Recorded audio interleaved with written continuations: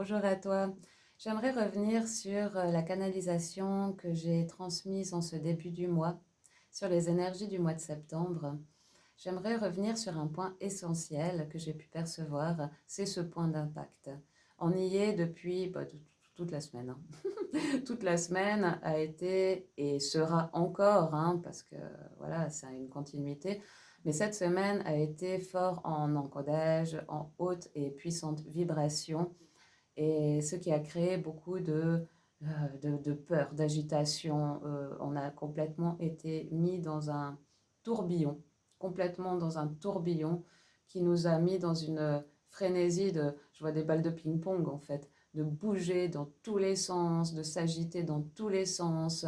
Les têtes que je voyais qui fumaient beaucoup, qui réfléchissaient beaucoup, eh bien c'est ça quoi, ça part dans tous les sens. Donc j'aimerais simplement te dire stop, respire, reviens à toi, fais silence. Euh, Maintenant, le mot d'ordre, c'est vraiment silence, pose-toi. J'ai perçu ce basculement aussi. Tu sais, on est dans un mois qui... Le mois de septembre, c'est le mois 9, c'est la fin. Et je voyais ce basculement que ton âme prenait complètement, ça switchait, prenait complètement les commandes et s'installait en première position en toi. Et franchement, je l'ai vécu de la- entre le 5 et le 6, c'était très... voilà, il y a eu un moment précis, mais on n'est pas là pour parler de moi. Mais maintenant, tout a pris sens et je peux davantage t'expliquer, même si voilà, je suis très fatiguée et je vais essayer de trouver les bons mots. Je vais surtout écouter ce qu'ils ont à vous transmettre, ça sera beaucoup plus simple. Donc en fait, voilà, toutes ces fortes énergies, tout ce tourbillon-là, si tu ne fais pas silence, tu ne pourras pas réceptionner à 100% ces hautes fréquences qui vont te permettre ce point de bascule, qui vont te permettre ce calme intérieur, qui va te permettre à revenir à toi. C'est la seule clé en fait en ce moment. Je t'assure, je l'ai vécu, hein. Je partais aussi dans tous les sens. Mes rendez-vous ont changé, je ne sais pas combien de fois, des annulations. Voilà, j'étais overbookée. Mais j'ai toujours pris au moins 15 minutes pour me poser, respirer en conscience, revenir à moi, éteindre cette tête qui partait dans tous les sens. Voilà, faire ce stop plusieurs fois par jour. Pour moi, ça a été très très important. Donc, je t'invite réellement à le faire. Et j'entends bien, j'ai pas le temps, c'est pas possible dans mon planning, j'entends bien, mais il est crucial. Donc, je pense qu'au moins 5 minutes, tu peux quand même, ok, tu es au bureau ou quoi, alors va aux toilettes, pose-toi 5 minutes, respire, prends un temps de pause, ou à ta pause, va te promener, va sur un banc, va te poser, respire, reviens à toi, casse avec cette frénésie pouf, collectif là, que tout le monde part dans tous les sens. Pose-toi, respire. C'est la seule marche à suivre. Après, tu sais, tu penses que ce qui résonne, hein. Voilà, si ça te parle, si ça t'appelle, fais-le. En tout cas, moi, je l'ai fait et ça a switché, quoi. Ça a switché juste derrière. Tu sais, on est en année 9, on approche à l'équinoxe d'automne aussi. On va pas récolter que les choses qu'on a demandées, ou bon, ça c'est obsolète, mais tout ce qu'on a travaillé, tu vois, c'est les récoltes de notre travail intérieur. Mais c'est pas les récoltes de cette année 9, c'est les récoltes des 9 dernières années. C'est ça, tu vois. Donc tout le travail que tu as fait sur toi, tous les changements que tu as pu opérer en toi, autour de toi, euh, ben voilà, tu approches de ces récoltes-là. C'est normal que tu bouges dans tous les sens, parce qu'il y aura vraiment un basculement là, un basculement qui va se faire. Tu n'auras plus rien à faire, plus rien à décider. Tu seras au total commande de ton âme. On me montre quelque chose de très personnel en fait. Mais je vais te le partager parce que je pense que oui, ça pourrait bien imager la situation actuelle et puis que bah, beaucoup de gens pourraient comprendre en fait. Ok. J'ai un garçon. Mon fils a maintenant pratiquement 18 ans. Voilà, bon, c'est pas, c'est pas là où je voulais en venir. Mais je suis tombée enceinte, comme on pourrait dire, accidentellement. C'était pas prévu, voilà. Mais j'entends chaque acte a ses conséquences. Forcément. Même s'il y a des contraceptions ou quoi, bon, bah voilà. Après, il y a toujours un choix. Hmm. Tu auras le choix, justement. Et c'est un choix de prendre du temps pour toi aussi. Ensuite, tout le long de ma grossesse, pendant ces 9 mois là de ma vie, je me suis aucunement posé de questions.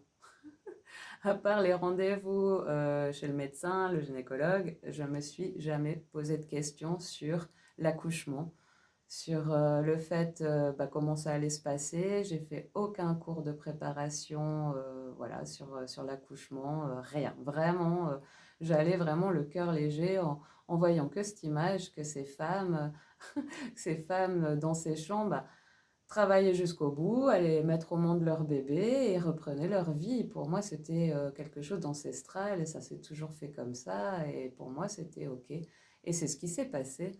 Tu sais, je suis arrivée à la fin de ma grossesse, il est arrivé avec 3 semaines d'avance, donc c'était même pas, on pouvait même pas prévoir en fin de compte, il est arrivé vraiment en avance. Et voilà, j'ai perdu les os, je crois que c'était 4 heures du matin. Je suis même retournée me coucher en fait, parce que je me suis dit, bon, le temps que ça se mette en place, le processus et tout, j'étais encore fatiguée, donc bon, voilà, je vais dormir quelques heures. J'étais vraiment dans une pleine je me laisse porter, quoi. Et quand je me suis réveillée, bah voilà, j'ai commencé à préparer mes affaires. Je suis partie à l'hôpital.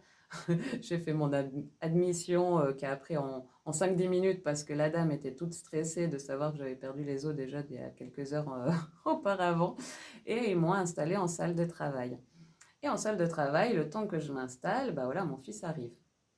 Donc mon fils est arrivé et il est arrivé en 30 minutes. J'ai eu un accouchement super facile. Alors bien sûr, avec toute la douleur que tu peux bien imaginer. Mais une douleur qui ne dure pas. Un passage qui s'est fait naturellement, sans, comment ils disent ça, péridurale, anesthésie, rien, quoi. Vraiment en plein dedans, quoi. C'est, voilà. Mais pour toutes les femmes qui ont accouché ou tous les hommes qui ont accompagné leurs femmes dans ce moment-là, vous voyez bien que quand on nous pose le bébé sur nous, tout s'efface, tout est supprimé, tout est, voilà, tout est oublié. D'ailleurs, le lendemain, je marchais déjà, j'ai repris ma vie en fait, en ralentissant bien sûr. Et tout ça pour dire que ce point de bascule, c'est ça. Tu, tu sais que ça arrive pour certains, tu sais que c'est en chemin. La grossesse, tu vois, oui, tu sais, ce point de bascule, tu sais qu'il y a un changement. Ça ne peut pas continuer comme ça dans ce monde. Il y a un changement, il y a un basculement qui se fait. Ok, c'est bon.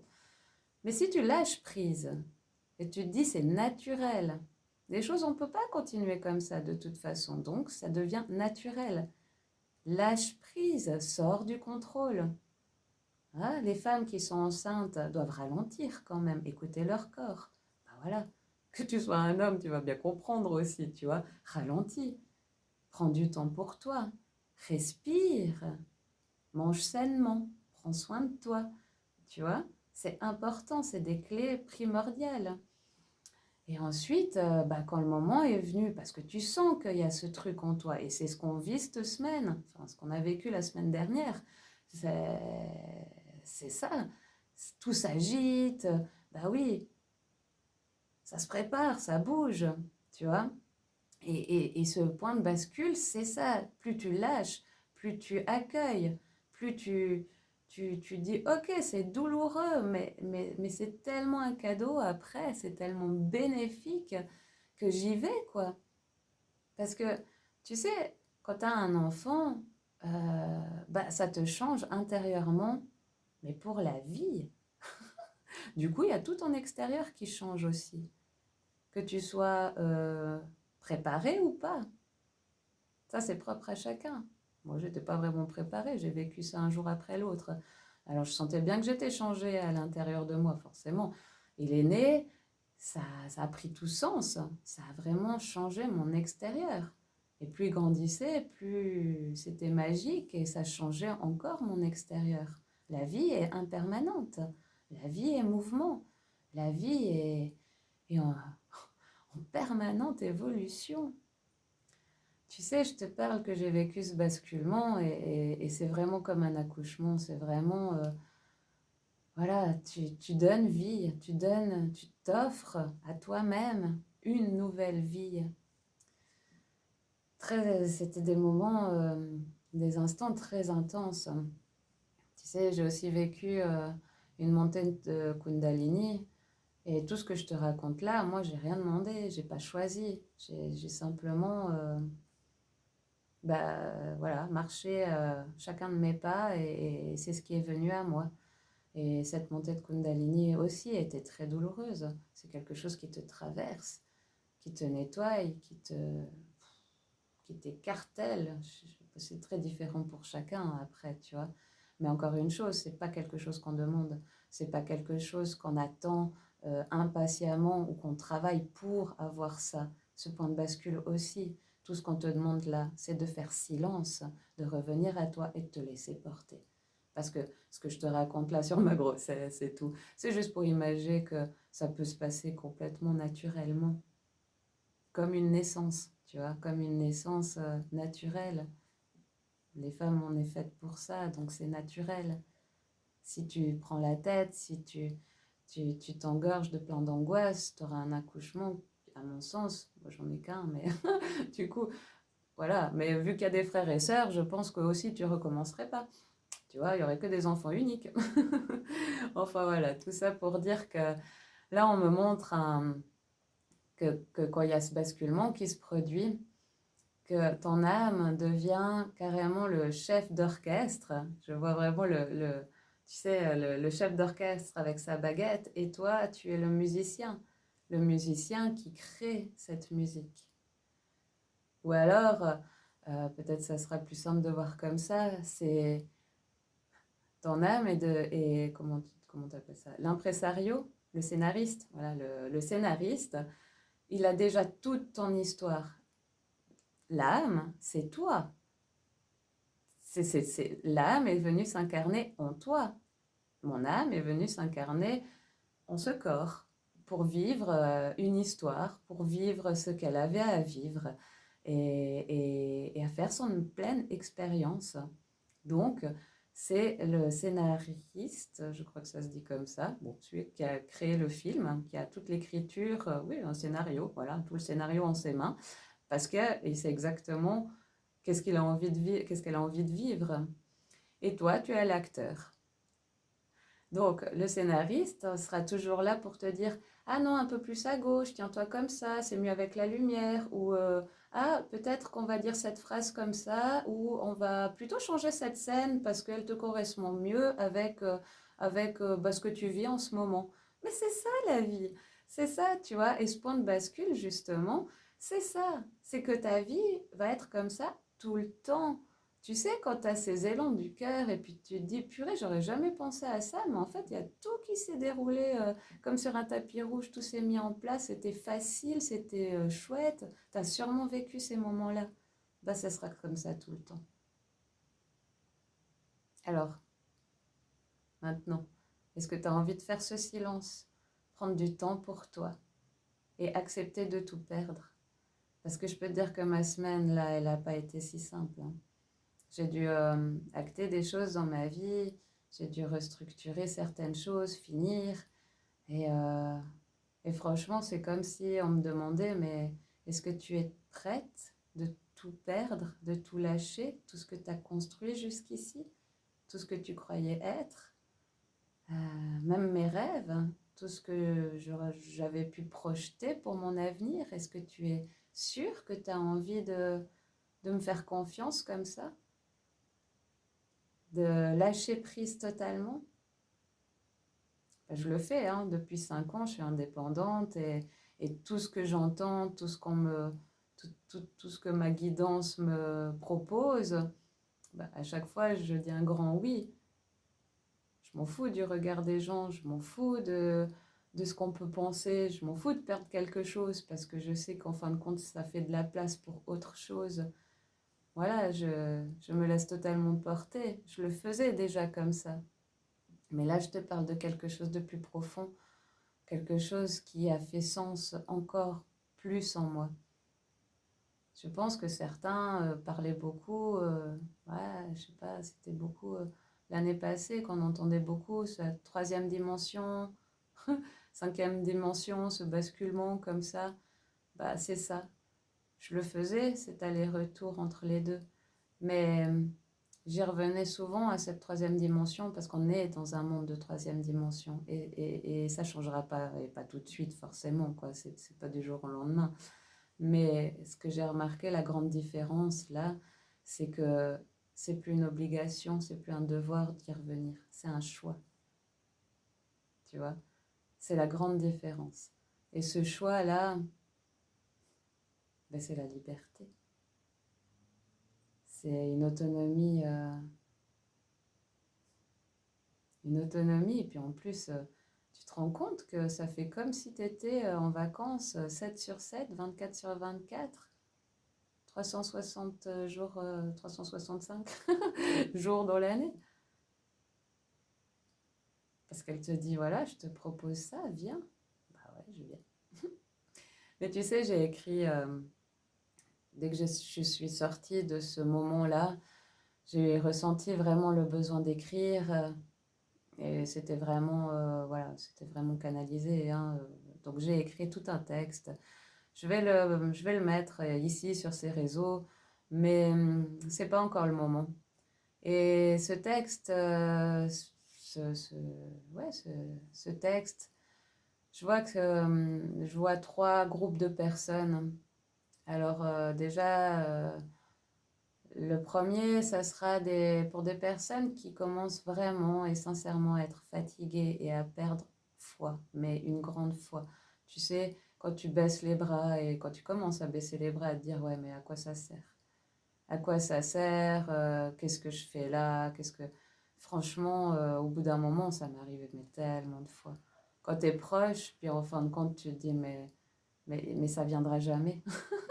Donc ce texte-là va te ramener une foi, une lumière en toi, va te soutenir, va t'aider à garder cap, parce que franchement, tu es à ça. Tu es vraiment en cheminement. Ne lâche rien. Pour d'autres, ça sera un puissant activateur. Et ces activations, je vois des cellules. Tu sais, les cellules, quoi, elles vibrent comme ça, elles vibrent très très fort. Et qu'est-ce que ça fait? Ça fait pouf, et ça donne naissance à une nouvelle. Les mots qui sont dans ce texte ne sont pas un hasard, ne sont pas là par hasard. C'est des puissants activateurs au niveau vibratoire. Ce texte est déjà écrit, donc il est à la première personne. Forcément, c'est mon histoire. Mais de là, pour que quand tu la lis, tu prends ce pouvoir en toi, cette vibration, cette vibrance qui va justement activer ces cellules pour donner, tu vois, la suite du programme, pour te propulser dans ce switch, dans ce basculement. Et puis pour d'autres, je sais très bien que vous avez vécu ce point de bascule déjà, comme moi, comme beaucoup d'autres. Et je voyais beaucoup de réunions. Tu sais, aujourd'hui, j'ai eu la chance bah, d'être invitée dans un cercle. Je sais pas comment expliquer ça. Ça s'est monté en 2 jours, comme ça, tout s'est fait en dernière minute et tout. Et il y a eu plein de belles âmes qui se sont réunies pour, euh, pour un moment de co-création dans une énergie celte, druidique. On s'est tous réunis avec nos propres magies, notre propre essence, et c'était juste magnifique de co-créer là-bas avec mon tambour. Pour d'autres, ça a été de la musique irlandaise, celte, et d'autres, ça a été de la danse. Il y a eu des femmes qui ont donné un moment juste magique, hautement... ah, waouh,